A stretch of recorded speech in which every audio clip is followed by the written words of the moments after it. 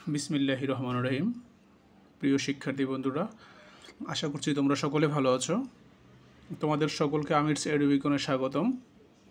আজকে আমরা নবম দশম শ্রেণীর রসায়নের ষষ্ঠ অধ্যায়ে মোলের ধারণা ও রাসায়নিক গণনা নিয়ে আলোচনা করব। আমরা মোলের ধারণা ও রাসায়নিক গণনা অধ্যায়টি নিয়ে এর আগে একটা ভিডিও দিয়েছি। আজকে চেষ্টা করব এই ভিডিওতে আমরা বাকি অংশটুকু কভার করে দেওয়ার।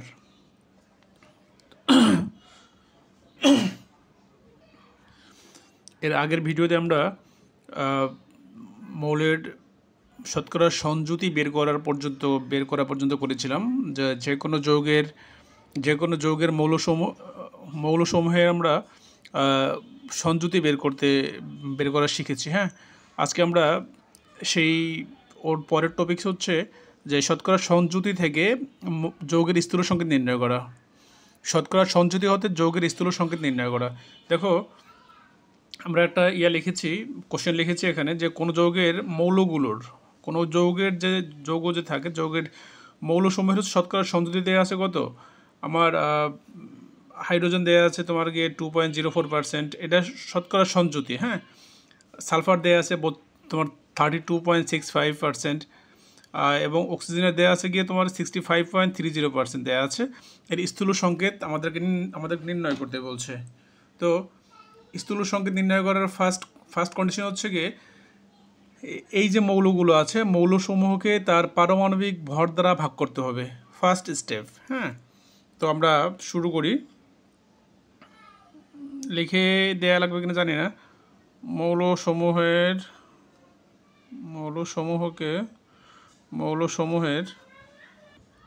দেখো, মৌলসমূহকে এদের পারমাণবিক ভর দ্বারা ভাগ করতে হবে।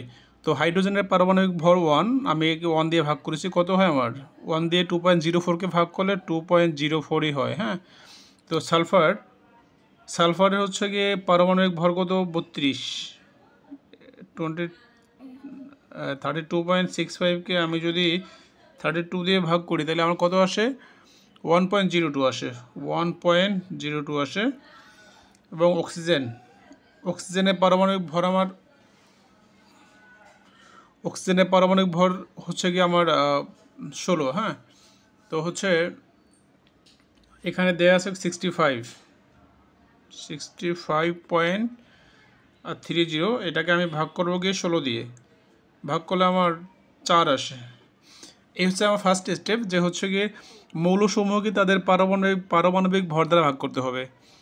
এই যে প্রাপ্ত ভাগফল পেলাম, হাইড্রোজেনের ভাগফল পেলাম 2.04, সালফারের ভাগফল পেলাম 1.02, অক্সিজেনের ভাগফল পেলাম 4। এই যে প্রাপ্ত ভাগফলগুলোকে তাদের সবচেয়ে ছোট ভাগফল দ্বারা ভাগ করতে হবে। কি বলছি আমি? যে এই যে প্রাপ্ত ভাগফলগুলোকে এদের ভিতরে সবচেয়ে ছোট ভাগফল দ্বারা প্রত্যেককে ভাগ করতে হবে। হ্যাঁ, তাহলে লিখি আমি একটু। তো বিষয়টা দেখো, আমি কি বলছিলাম, যে এই যে ভাগফলগুলো পেয়েছি আমরা, এই যে এখান থেকে পারমাণবিক ভর দ্বারা ভাগ করার পর যে ভাগফলগুলো পেয়েছি, এই ভাগফলগুলোর ভিতরে সবচেয়ে ক্ষুদ্রতম ভাগফল কোনটা? 1.02। এই ক্ষুদ্রতম সংখ্যাটি দিয়ে সবগুলোকে, এই হাইড্রোজেন, সালফার, অক্সিজেন প্রত্যেকটাকে ভাগ করতে হবে আমাকে। ঠিক আছে, প্রত্যেকটাকে আমাকে ভাগ করতে হবে। 0.08। তো হাইড্রোজেন 2.04, এটাকে ভাগ করবো 1.02 দ্বারা, তাহলে কত হয়? 2 হয়। সালফারকে হচ্ছে কি আমি যদি 1.02কে 1.02 দ্বারা ভাগ করি, এটা 1 হয়। অক্সিজেনকে আমি হচ্ছে গিয়ে 4.08কে 1.02 দ্বারা ভাগ করলে কত হয়? 4 হয়। হ্যাঁ, এই যে আমি বিষয়গুলো পেলাম, এই যে ভাগ করার পরে ভাগফলগুলোকে প্রত্যেকটা ভাগফলকে তার ক্ষুদ্রতম ভাগফল দ্বারা ভাগ করার পর যে সংখ্যাগুলো পেলাম 2, 1, 4, এই সংখ্যাগুলোকে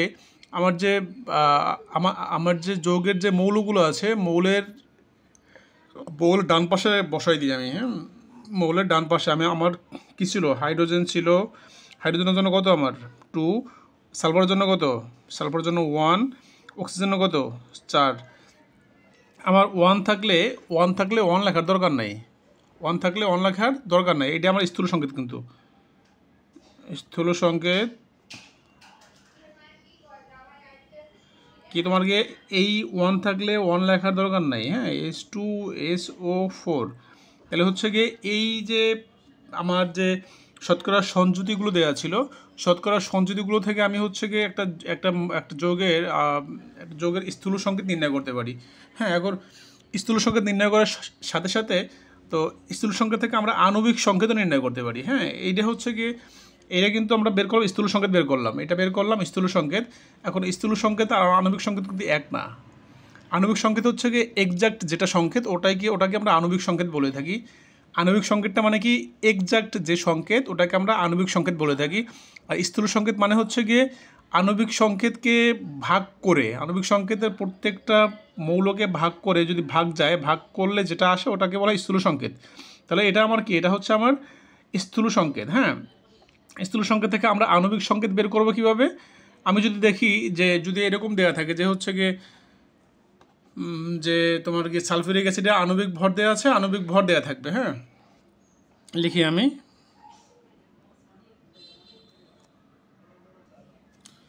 দেখো আমার যদি এইরকম দেওয়া থাকে যে হচ্ছে গিয়ে কোনো এরকম যে কোনো যৌগের স্থূল সংকেত আমি বের করলাম, বের করতে পেরেছি বা আমরা ইনশাল্লাহ পারবো।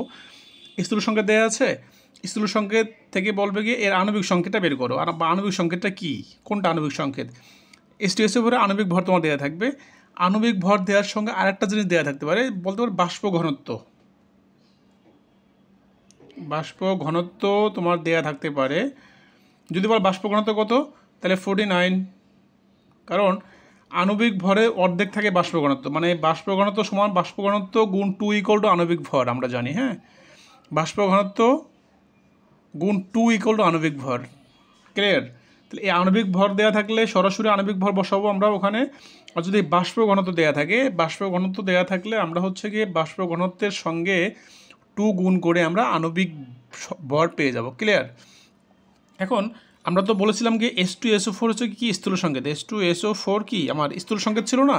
স্থূল সংকেত। হ্যাঁ, স্থূল সংকেতের সঙ্গে আমি যদি n গুণ দিই তাহলে আমি কী পাবো? এটা পাবো আমি আণবিক ভর পেয়ে যাব। আণবিক ভর স্থূল সংকেতের সঙ্গে আমি যদি n গুণ দিই, n সংকেত ধরো আমি nটা গুণ দিলাম কেন? আমি আমি আমি হচ্ছে কি, আমরা কি জানি যে হচ্ছে আণবিক ভর বা আণবিক সংকেতকে আমি যদি হচ্ছে কি তোমার গিয়ে যে কোনো সংখ্যা দ্বারা ভাগ করলে যদি ভাগ করা যায়, সে ভাগ করা গেলে সেই সংখ্যা দিয়ে ভাগ করলে যেটা হয় এটাও স্থূল সংকেত পাই। আমি মনে করলাম আমি n দ্বারা ভাগ করার পর আমি স্থূল সংকেতটা পেলাম। তাহলে যদি n দ্বারা ভাগ করে যদি আমি স্থূল সংকেতটা পাই, তাহলে এই সালফিউরিক অ্যাসিডের সঙ্গে n দ্বারা গুণ করলে আমি আবার আণবিক সংকেতটা পেয়ে যাব। বুঝি নাই কথা বাবা? বিষয় দেখো, আমি এখানে বলেছিলাম যে স্থূল সংকেত আর আণবিক সংকেত এক না। স্থূল সংকেত হচ্ছে গিয়ে আণবিক সংকেত থেকে যদি ভাগ করি আমি, সে এখানে আরেকটা জিনিস দেখাই। ধরো C6H6 এটা হচ্ছে গিয়ে আণবিক সংকেত। CH এটা হচ্ছে কি স্থূল সংকেত। এটা কি স্থূল সংকেত না আমার? দেখো এখানে C6H6 এটা হচ্ছে আমার আণবিক সংকেত, এটা CH এটা হচ্ছে আমার স্থূল সংকেত। দেখো আণবিক সংকেতকে আমি 6 দ্বারা ভাগ করেছি বলে আমি হচ্ছে কি আমি ভাগ করেছি এবং CH হয়ে গেছে। এখন এটা আমার স্থূল সংকেত CH। এখন CH এর সঙ্গে আমি যদি 6 গুণ করলে আমি কী পাবো? C6H6 পাবো আমি। এই যে স্থূল সংকেতের সঙ্গে আমি যেটা দ্বারা ভাগ করেছি সেটা যদি গুণ করলে আমি কিন্তু আবার আণবিক সংকেতটা পেয়ে যাব, C6H6 পেয়ে যাব। ক্লিয়ার? আমি এই বিষয়টাই করেছি এখানে। দেখো H2SO4 এর সঙ্গে আমি মনে করলাম কি আমি n দ্বারা ভাগ করে আমি স্থূল সংকেত পেয়েছি। এর আণবিক সংকেত হচ্ছে এটা স্থূল সংকেত। আণবিক সংকেত হচ্ছে গিয়ে আণবিক সংকেত থেকে কিছু ভাগ করে যদি ভাগ করলে যেটা পাই সেটা স্থূল সংকেত। সো স্থূল সংকেত পাওয়া মানে হচ্ছে কি আমি মনে করলাম কি আমি এটাকে n দ্বারা ভাগ করেছি, n দ্বারা ভাগ করার পর এটা পেয়েছি। তাহলে আমার স্থূল সংকেতের সঙ্গে আমি n দ্বারা গুণ করলে আমি আণবিক সংকেতে পেয়ে যাবো। আমরা আণবিক সংকেতে ভর লাগবে, এখানে আণবিক সংকেতে ভর লিখেছি আমি এখানে। আমি nটা বের করি আমি। হ্যাঁ, এখন n বের করলে কি হবে? দেখো H2SO4 এখানে ছিল গুণাকারে, এখানে গেলে কি হবে? ভাগাকার হয়ে যাবে। আণবিক ভর দেওয়া আছে কত? 98। বাষ্প ঘনত্ব যদি থাকে, বাষ্প ঘনত্বের সঙ্গে 2 গুণ করলে আমি আণবিক ভর পেয়ে যাব। বিষয়টা মাথায় রাখো যে বাষ্প ঘনত্বের সঙ্গে 2 গুণ করলে আমি আণবিক ভর পেয়ে যাবো। তাহলে আমার এখানে আণবিক ভর 98 দেওয়া আছে এবং H2SO4 এর H2SO4 দেখো H কত 1 এর সাথে 2 গুণ, সালফার কত 32, অক্সিজেন কত 16 গুণ 4 কত হয় দেখো তো 98 ভাগ 98 ইকুয়াল টু 1, এন কত 1। এখন আমি এই যে H2SO4 এর সঙ্গে তুমি এন গুণ এন 1 পেয়েছি আমি, এন গুণ করো তাহলে কী হয় দেখো তো H2SO4 এর সঙ্গে এই এখানে 2 এর সঙ্গে 1, এস এর সঙ্গে 1, 4 এর সঙ্গে 1, যেটা আছে এটাই। তাহলে হচ্ছে কি যদি বলা হয় যে কোন যৌগের স্থূল সংকেত আণবিক সংকেত একই, তোমরা কি H2SO4 এর স্থূল সংকেত আণবিক সংকেত একই। তো বিষয়টা যদি এরকম হয় যে যেই যৌগকে ভাগ করলে আণবিক সংকেত স্থূল সংকেত একই থাকে, বা যে যৌগকে ভাগ করা যায় না, যে যৌগের প্রত্যেকটা মৌলকে আমরা ভাগ করতে পারবো না, হ্যাঁ, তো মানে তোমার সাধারণ গুণিতক থাকবে না, সেক্ষেত্রে আমরা হচ্ছে গিয়ে ভাগ করতে পারবো না, সেইটাই হচ্ছে গিয়ে সেই যৌগের স্থূল সংকেত আণবিক সংকেত একই থাকবে। তাহলে আশা করছি স্থূল সংকেত আণবিক সংকেত নিয়ে কোনো ঝামেলা নাই ইনশাআল্লাহ। এখানে আমাদের অনেকগুলো 3-4টা সমস্যা আছে এই যে স্থূল সংকেত বের করার। অক্সিজেনের দেওয়া আছে, হাইড্রোজেনের দেওয়া আছে, হ্যাঁ, দেওয়া আছে, ভর দেওয়া আছে, তো হচ্ছে কি আরও বিভিন্ন দেওয়া আছে, এগুলো আমরা প্র্যাকটিস করব, ঠিক আছে। নিজেরা প্র্যাকটিস করলে খুব ভালো রেজাল্ট পাবে, এগুলো হচ্ছে গিয়ে প্র্যাকটিসের বিষয়, ঠিক আছে। এখানে আরও একটা বিষয় দেখো, আমাদের আরও একটা টপিক হচ্ছে যে যৌগের আণবিক সংকেত থেকে স্থূল সংকেত নির্ণয়, যেটা আমরা এইমাত্র দেখিয়েছি। আণবিক সংকেতকে যদি ভাগ যায় আমার, প্রত্যেকটা যদি 6 6 আছে, 2 2 থাকবে, যদি এরকম থাকে, যদি ভাগ যায় আমার, ভাগ গেলে যদি আমি ভাগ দিতে পারি তাহলে হচ্ছে গিয়ে ভাগ করার পরে যেটা আসে ওটা হচ্ছে স্থূল সংকেত, হ্যাঁ।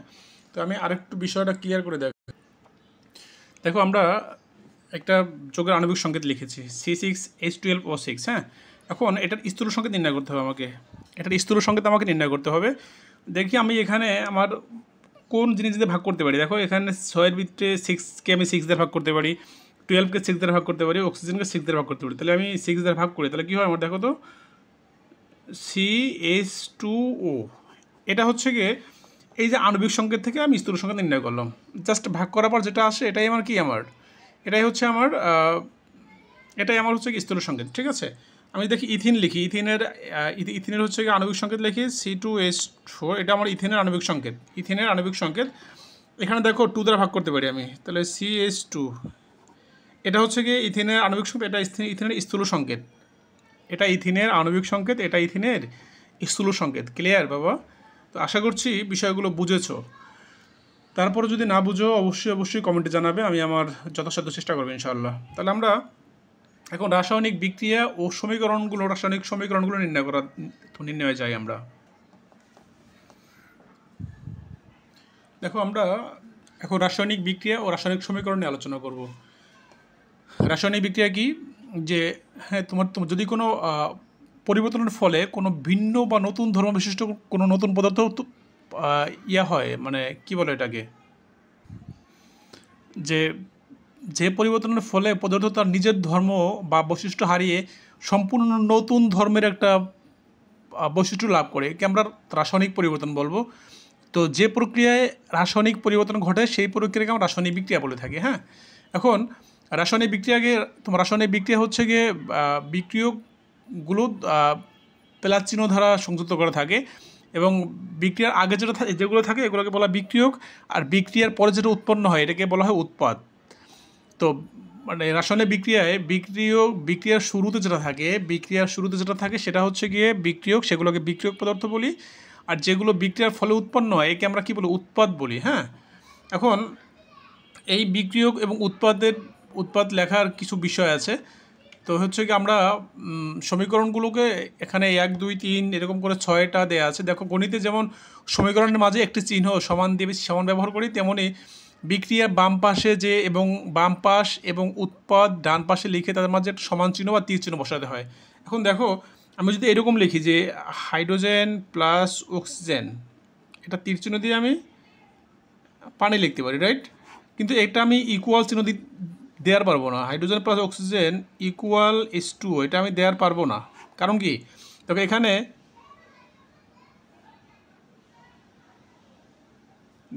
দেখো এখানে আমার সমতা করা নেই, এখানে আমার সমতা করা নেই।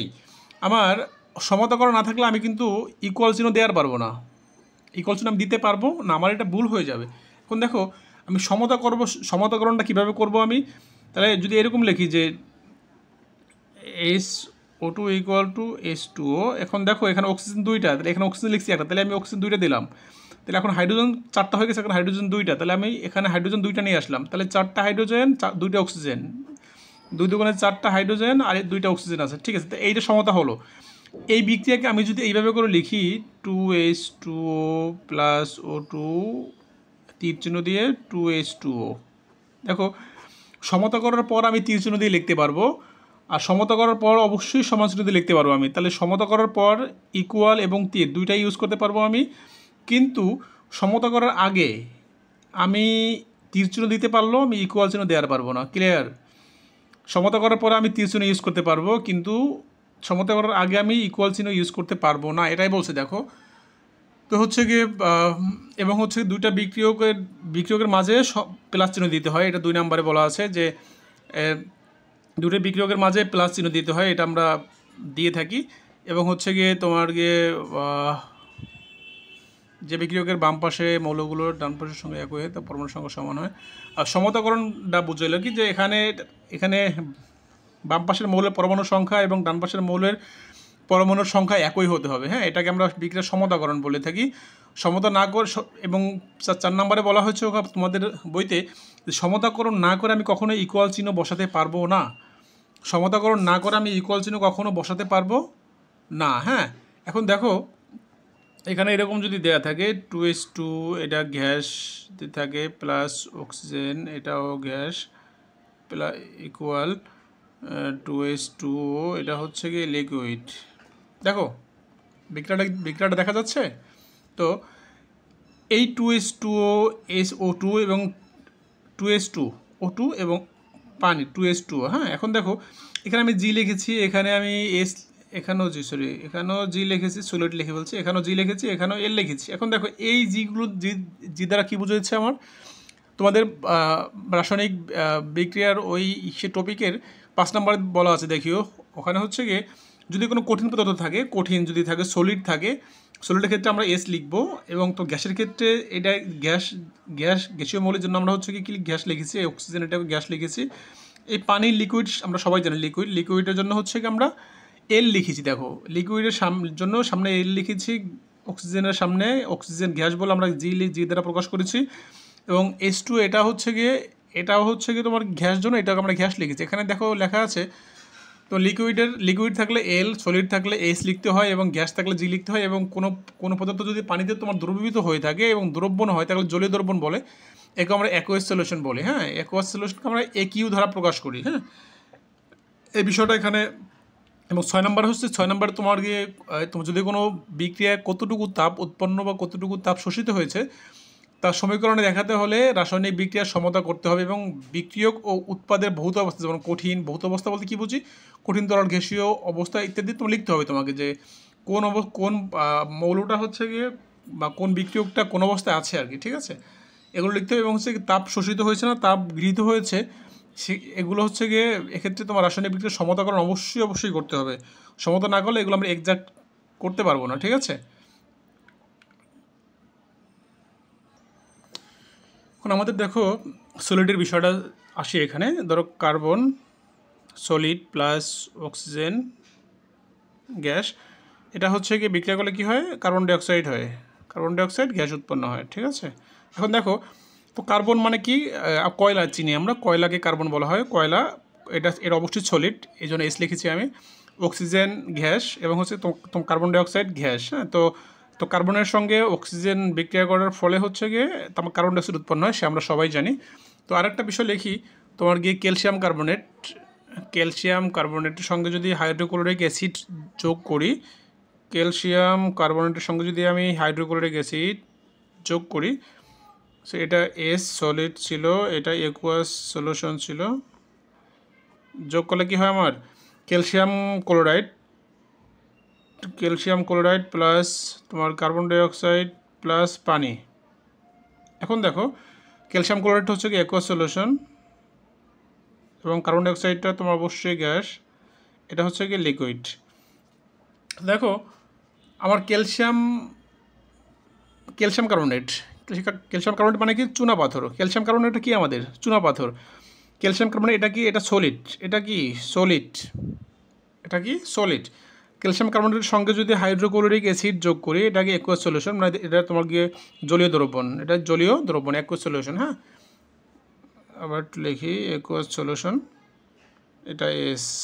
ওকে, তো হাইড্রোক্লোরিক অ্যাসিডটা হচ্ছে অ্যাকুয়াস সলিউশন, এর সঙ্গে যদি আমি ক্যালসিয়াম কার্বনেটের সঙ্গে হাইড্রোক্লোরিক অ্যাসিড যোগ করি তাহলে কী হয় আমার ক্যালসিয়াম ক্লোরাইড, কার্বন ডাইঅক্সাইড এবং হচ্ছে গিয়ে তোমার গিয়ে পানি উৎপন্ন হয়। এখন এই বিক্রিয়াটা হচ্ছে গিয়ে কীভাবে হয় সেটা অনেকেরই তোমার গিয়ে আইডিয়া নেই বা অনেকের ধারণা থাকে না। তো এটা হচ্ছে কি দেখো, এই যে ক্যালসিয়ামটা হচ্ছে গিয়ে কি প্লাস আয়ন এবং কার্বনটা কি মাইনাস আয়ন, এবং এইটা হচ্ছে হাইড্রোজেনটা হচ্ছে কি তোমার প্লাস আয়ন, ক্লোরিনটা মাইনাস আয়ন। এখন এই ক্যালসিয়ামটা হচ্ছে গিয়ে এই ক্লোরিনকে ধরে ফেলে, তো কি হয় ক্যালসিয়ামের সাথে ক্লোরিন হয়। এখন ক্যালসিয়ামের যোজনী 2, এটা যাবে ক্লোরিনের কাছে, ক্লোরিনের যোজনী 1, এটা যাবে আসবে ক্যালসিয়ামের কাছে। হ্যাঁ, তো এখন কী থাকে, এখন দেখো এইচ থাকে, HrCO3। হ্যাঁ, এখন দেখো এটা যে এইরকম হয় আর কি, ক্লিয়ার। এখন এই যে হাইড্রোজেন কার্বনেট এটা হচ্ছে কি তার অস্থায়ী যৌগ। কী যৌগ এটা অস্থায়ী যৌগ। হ্যাঁ, এটা ভেঙে আবার এটা হচ্ছে কি একটা অস্থায়ী যৌগ।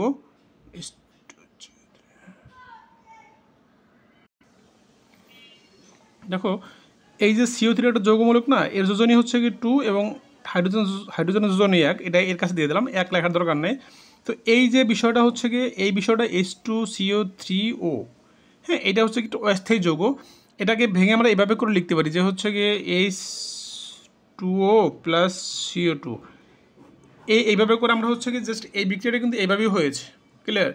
প্লাস এই যে ক্যালসিয়াম কার্বনেটকে আমি হাইড্রোক্লোরিক অ্যাসিডের সঙ্গে বিক্রিয়া করলে calcium chloride plus carbon dioxide plus পানি, এই বিষয়গুলো হলো, এই বিষয়টা কিন্তু এই বিক্রিয়ার মাধ্যমে হয়েছে, ঠিক আছে। তো এখন দেখো এই যে অ্যাকুয়াস সলিউশন মানে তোমার জলীয় দ্রবণ, তো হচ্ছে কি গ্যাস তো চিনি আমরা এবং লিকুইডও চিনি পানি, ঠিক আছে। তো তাহলে এই বিষয়টা আশা করি বুঝেছো তোমরা। আমরা সমতাকরণটা আরও ভালো করে বুঝবো এখনই।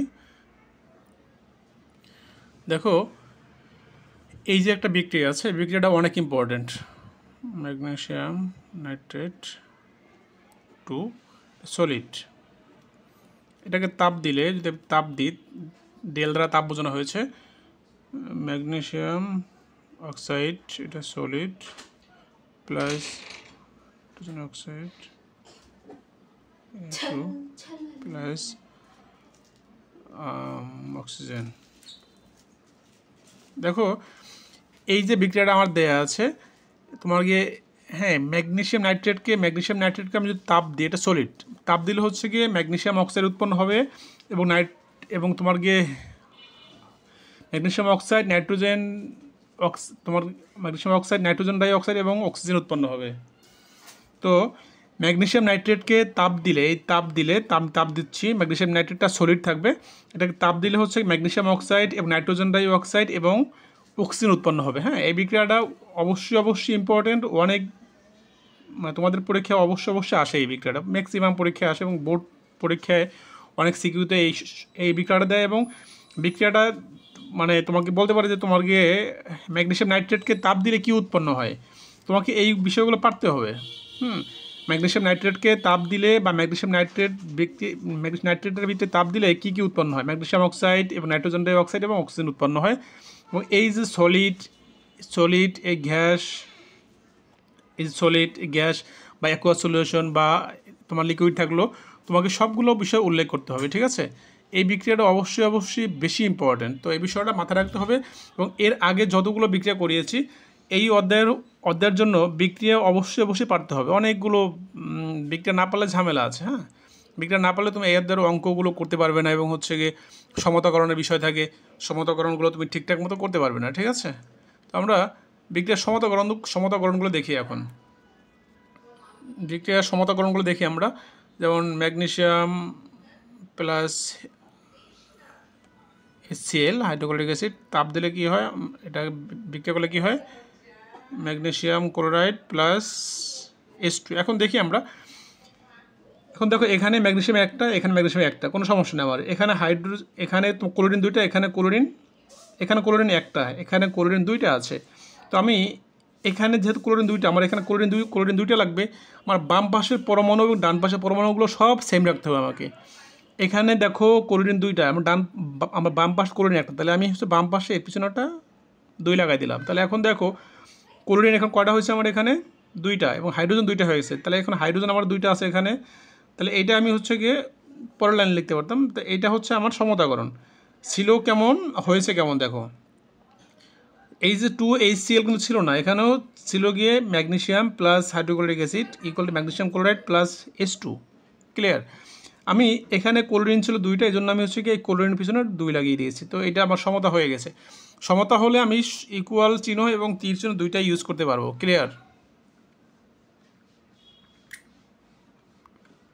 তাহলে আমি নেক্সট বিক্রিয়ায় যাই। দেখি আমরা তোমার গিয়ে সোডিয়াম কার্বনেট Na2CO3 এর সঙ্গে যদি আমি হাইড্রোক্লোরিক অ্যাসিড যোগ করি, কি উৎপন্ন হয়? সোডিয়াম ক্লোরাইড প্লাস পানি প্লাস কার্বন ডাইঅক্সাইড। ক্লিয়ার? এখন দেখি আমি এখানে করব না, সমতাটা নিচে করব, সমতাটা আমি নিচে করব। হ্যাঁ, সমতা নিচে লিখি Na2CO3, এই সেম বিষয়টা লিখি আমরা, HCl লিখি, তীরচিহ্ন দিলাম, NaCl সোডিয়াম ক্লোরাইড প্লাস পানি প্লাস কার্বন ডাইঅক্সাইড। এখন দেখো উপরের বিষয়টা দেখি আমরা। হ্যাঁ, উপরের বিষয়টা হচ্ছে আমার sodium carbonate plus hydrochloric acid,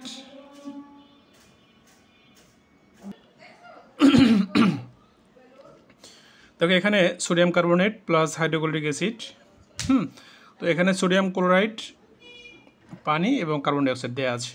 তো এখন এখানে দেখো এখানে সোডিয়াম দুইটা, এখানে আমার সোডিয়াম কয়টা? একটা। তাহলে আমি এখানে দুইটা সোডিয়াম লাগাই দিই। এখানে দেখো সোডিয়াম পরমাণু কটা? দুইটা। এখানে সোডিয়াম কটা? একটা। তাহলে আমি এখানে 2 লাগাই দিলাম। তাহলে আমার সোডিয়ামটা মিলল। ক্লিয়ার? এখানে দেখো ক্লোরিন ছিল একটা, এখানে ক্লোরিন একটা। তো আমি এখানে 2 লাগানোর ফলে এখানে ক্লোরিন দুইটা হয়ে গেছে। তাহলে আমি এখানেও 2 লাগাই দিই।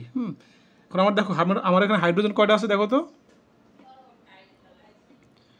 আমার হাইড্রোজেন দুইটা হয়ে গেছে, এখানে হাইড্রোজেন দুইটা আছে আমার, এখানে হাইড্রোজেন দুইটা আছে আমার। হ্যাঁ, তো হচ্ছে গিয়ে এটা সমতা করার পর সমান সমান দিয়ে দিই আমি, তাহলে বুঝতে সুবিধা হবে।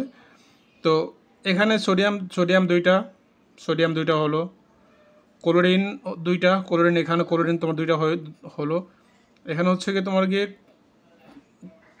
কার্বন ডাইঅক্সাইড, এখানে কার্বন ডাইঅক্সাইড অক্সিজেন দুইটা, তিনটা হলো। ওকে, তাহলে আমার এই বিক্রিয়াটা সমতাকরণ হয়ে গেছে। দেখো সোডিয়াম দুইটা, তো কার্বন ডাইঅক্সাইড সি একটা, তোমার অক্সিজেন, তোমার কার্বন একটা, অক্সিজেন তিনটা, এখানে দুইটা, এখানে একটা, তিনটা, হাইড্রোজেন দুইটা, ক্লোরিন দুইটা। ওকে, তাহলে আমরা এভাবে করে হচ্ছে গিয়ে আমার ডান পাশের পরমাণুর সঙ্গে বাম পাশের পরমাণুগুলো মিলাবো। হ্যাঁ, না মিলালে হচ্ছে সমতাকরণ হবে না। সমতাকরণ না পারলে হচ্ছে গিয়ে আমরা সামনে হচ্ছে স্টয়কিওমেট্রি এবং লিমিটিং বিক্রিয়া করব। সেই বিষয়গুলো আমরা ঠিকঠাক মতো আমরা করতেই পারবো না বিষয়গুলো। হ্যাঁ, বিক্রিয়ার সমতাকরণ না পারলে আমরা ওই বিষয়গুলো করতে পারবো না। এই জন্য হচ্ছে গিয়ে বিক্রিয়ার সমতাকরণগুলো তোমাদের অবশ্যই ভালো করে পারতে হবে। বিক্রিয়ার সমতাকরণ পারার কোনো বিকল্প ওয়ে নেই।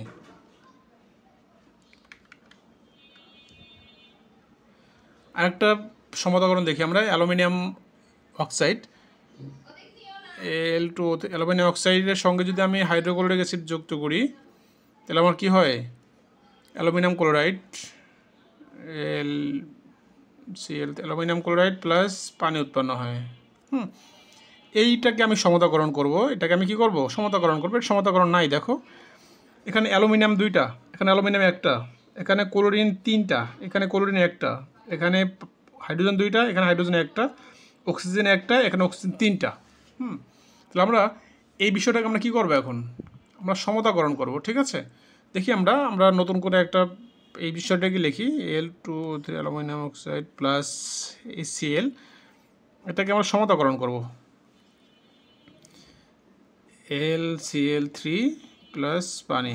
দেখো এখনও সমতা করিনি, আমি সমতা চিহ্নটা দিয়ে দিছি। হ্যাঁ, তারপর সমতাকরণ করব। এখন Al2 আছে, তাহলে এই এপাশে উৎপাদে অ্যালুমিনিয়ামের পিছনে আমি 2 লাগাই দিলাম। তো কী হলো দেখো তো, আমার অ্যালুমিনিয়াম হয়ে গেলো। এখন ক্লোরিন, দেখো তো ক্লোরিন ছিল 3টা এখানে, এখন ক্লোরিন কটা হয়ে গেছে? 3 দুগুণে 6টা হয়ে গেছে। এখন ক্লোরিন কটা হলো এখানে? ক্লোরিন এখানে 6টা ক্লোরিন হয়ে গেছে। তাহলে আমার এখানে ক্লোরিন আছে কয়টা? একটা। তাহলে আমি এখানে 6 লাগাবো আমি। ক্লিয়ার? দেখো একটু মনোযোগ দিয়ে দেখো, এখানে অ্যালুমিনিয়াম ছিল 2টা, এখানে অ্যালুমিনিয়াম ছিল একটা। অ্যালুমিনিয়াম 2টা আনার জন্য আমি 2 লাগিয়েছি। এখন 2 আনার পরে এখানে ক্লোরিন হয়ে গেছে ছিল 3টা, এখন ক্লোরিন 2 আনার ফলে 3 দুগুণে 6, 6টা ক্লোরিন হয়ে গেছে আমার। 6টা ক্লোরিন হওয়ার ফলে এখানে তাহলে আমার ডান পাশে হচ্ছে গিয়ে ক্লোরিন 6টা, বাম পাশে ক্লোরিন আমার একটা ছিল, এই জন্য আমি হচ্ছে গিয়ে এই যে ক্লোরিনের পিছনে আমি 6 নিয়ে এসেছি। তাহলে আমার ক্লোরিন 6টা হয়ে গেল। আমার আমার ক্লোরিনের কাজ শেষ হয়ে গেল। এখন হাইড্রোজেন 6টা আছে এখানে, আমার হাইড্রোজেন করা হচ্ছে 6টা। এখানে দেখো এখানে হাইড্রোজেন আমার 2টা, তাহলে এখানে আমার 3 আনলে হচ্ছে গিয়ে 3 দুগুণে 6, তাহলে হাইড্রোজেন 6টা হয়ে গেল আমার। এবং দেখো অক্সিজেন কটা হইলো আমার? 3টা, এখানে অক্সিজেন 3টা। ওকে, তাহলে আমার সমতাকরণ ডান। এখন বিষয় হচ্ছে দেখো অ্যালুমিনিয়াম ছিল 2টা, এখানে অ্যালুমিনিয়াম 2টা নিয়ে আসছি আমি। Al2 ছিল, দেখো এখানে 2টা অ্যালুমিনিয়াম নিয়ে আসছি, নিয়ে আসার ফলে এখন ক্লোরিন ছিল 3টা, ক্লোরিন 6টা হয়ে গেছে 2 আনার ফলে। এই জন্য আমি ক্লোরিনকে হচ্ছে গিয়ে 6 বানানোর জন্য এই ক্লোরিনের পিছনে আমি বিক্রিয়কের ক্লোরিনের পিছনে 6 বানিয়েছি, কারণ উৎপাদে আমার ক্লোরিন 6টা হয়ে গেছে। ঠিক আছে, এখন এই অ্যালুমিনিয়াম এবং ক্লোরিনের কাজ শেষ। এখন এটা করতে গিয়ে আমার হাইড্রোজেন 6টা হয়ে গেছে। এখানে দেখো হাইড্রোজেন 6টা, এখানে হাইড্রোজেন ছিল কটা? 2টা ছিল। হাইড্রোজেন ছিল কয়টা আমার এখানে? দেখো 2টা। তো এই 2-এর পিছনে 3 লাগালে আমার কি হয়? 3 দুগুণে 6, 6টা হাইড্রোজেন আমি পেয়ে যাই এখানে। বিক্রিয়কে আমার হচ্ছে গিয়ে 6টা হাইড্রোজেন আছে, উৎপাদে আমার 6টা হাইড্রোজেন হয়ে যাবে। এখন অক্সিজেন দেখো তো, অক্সিজেন কয়টা? অক্সিজেন 3টা, এখানে কিন্তু অক্সিজেন 3টাই আছে। That's it. তো এইটা হচ্ছে আমাদের বিক্রিয়ার সমতা। হ্যাঁ, তো এই বিক্রিয়ার সমতাগুলো না পারলে এর পরের টপিক হচ্ছে আমাদের স্টোকিওমেট্রি আছে, তো হচ্ছে গিয়ে লিমিটিং বিক্রিয়ক আছে, এবং স্টোকিওমেট্রি এবং লিমিটিং বিক্রিয়কের অনেকগুলো ম্যাথ আছে। তো এই বিষয়গুলো না পারলে আমরা ম্যাথগুলো ইজিলি করতে পারবো না। তো আজকে আর না, আমরা হচ্ছে গিয়ে যে বিষয়গুলো পড়িয়েছি, তোমার স্থূল সংকেত, তোমার গিয়ে শতকরা সংযুতি থেকে আমরা যৌগের স্থূল সংকেত নির্ণয় করা, এবং হচ্ছে গিয়ে স্থূল সংকেত থেকে আণবিক সংকেত নির্ণয় করা, এবং আণবিক ভর যদি দেওয়া না থাকে, যদি বাষ্প ঘনত্ব দেওয়া থাকলে বাষ্প ঘনত্বের সঙ্গে 2 গুণ করলে আমরা আণবিক ভর পেয়ে যাব। তো হচ্ছে গিয়ে আণবিক ভর থেকে আমরা স্থূল সংকেত, আণবিক ভর এবং স্থূল সংকেত ইউজ করে আমরা হচ্ছে গিয়ে আণবিক সংকেত নির্ণয় করব, এবং আণবিক সংকেত থেকে আমরা স্থূল সংকেত নির্ণয় করা শিখেছি। তো হচ্ছে আবার হচ্ছে গিয়ে আমরা বিক্রিয়ার সমতাকরণগুলো শিখেছি, এবং হচ্ছে গিয়ে বিক্রিয়ার যে তোমার রাসায়নিক বিক্রিয়া লেখার যে তোমার 6টা নিয়ম আছে এখানে, রাসায়নিক বিক্রিয়াগুলো, রাসায়নিক বিক্রিয়ার সমতাকরণের যে পদ্ধতি না, এখানে আমাদের বিক্রিয়ার যে তোমার গিয়ে নিয়ম, যে এখানে তোমাদের বইয়ে তোমার 6টা নিয়ম দেওয়া আছে, এগুলো আমরা দেখেছি। এবং হচ্ছে গিয়ে বিক্রিয়ার সমতাকরণ থেকে শুরু করে তোমার গিয়ে এই যে এখানে অবশ্যই এই বিক্রিয়াটা পড়তে হবে, যে তোমার গিয়ে ম্যাগনেসিয়াম নাইট্রেটকে তাপ দিলে কী উৎপন্ন হয়। এই বিক্রিয়াটা অবশ্যই আসে তোমাদের বইতে, কোশ্চেন অনেক আসে। এই বিক্রিয়াটা অবশ্যই তোমার গিয়ে করতে হবে, বারংবার করতে হবে, তাহলে হচ্ছে তোমাদের এই বিক্রিয়াটা নিয়ে আর ঝামেলা হবে না। এটা অবশ্যই সমতা করে দেওয়া আছে। দেন আমরা 3টা যৌগের সমতা করলাম, বিক্রিয়ার সমতা করলাম আমরা। তো এই সমতাগুলো হচ্ছে গিয়ে ভালো করে দেখবে, এবং হচ্ছে গিয়ে এর পাশাপাশি তোমাদের গাইড বা অন্য কোথাও থেকে এই রিলেভেন্ট অনেকগুলো মৌলের পড়তে, ধরো এখানে 3টা, আমি এখানে 3টায় যে 1টা 2টা 3টা, আমি 3টা বিক্রিয়ার সমতাকরণ করে দিয়েছি। তোমরা এই রিলেভেন্ট আরও হচ্ছে গিয়ে তোমার গিয়ে আরও 3টা করে প্রত্যেকটা, তাহলে মোট 9টা করে বিক্রিয়া সমতাকরণ করবে। এই বিক্রিয়াগুলো যতই করবে ততই হচ্ছে তোমার আয়ত্তে চলে আসবে বিক্রিয়াগুলো। ঠিক আছে, তো আজ আর কথা না বলি, আমরা হচ্ছে গিয়ে নেক্সট ভিডিওতে আমরা হচ্ছে গিয়ে তোমার গিয়ে কী বলে ওটাকে, স্টোকিওমেট্রি এবং লাসাতিলিয়ার স্টোকিওমেট্রি এবং হচ্ছে গিয়ে স্টোকিওমেট্রি এবং লিমিটিং বিক্রিয়ক, এই বিষয়গুলো নিয়ে আলোচনা করব। এই বিষয়ে অনেকগুলো ম্যাথ আছে, এগুলো আমরা খুব মনোযোগ সহকারে দেখব। এবং লিমিটিং বিক্রিয়ক থেকে ম্যাক্সিমাম সিকিউতে কোশ্চেন থাকে, লিমিটিং বিক্রিয়ক থেকে অবশ্যই সিকিউতে কোশ্চেন থাকে ম্যাক্সিমাম বোর্ডে। তোমরা যদি বোর্ডগুলোটি দেখে থাকো, লক্ষ্য করলে দেখবে যে বোর্ডে অনেকগুলো সিকিউতে হচ্ছে লিমিটিং বিক্রিয়ক দেওয়া থাকে। তো মনোযোগ সহকারে দেখতে হবে এবং লিমিটিং বিক্রিয়া করার জন্য এই বিক্রিয়ার সমাধানগুলো তোমাদের পারতে হবে, ঠিক আছে? তো আর হচ্ছে গিয়ে আমার ভিডিওটা যদি তোমার কোনো বন্ধুবান্ধব বা তোমার কোনো নিকটাত্মীয় যদি দরকার হয়ে থাকে, অবশ্যই তাকে তুমি রেফার করতে পারো, যাতে হচ্ছে গিয়ে সেও তোমার এই ভিডিওটা থেকে একটু হলেও উপকৃত হয়। তো আজ আর নয়, তোমরা ভালো থেকো, আমার জন্য দোয়া করিও, তোমাদের সকলের জন্য দোয়া রইল। আসসালামু আলাইকুম ওয়া রাহমাতুল্লাহি ওয়া বারাকাতুহু।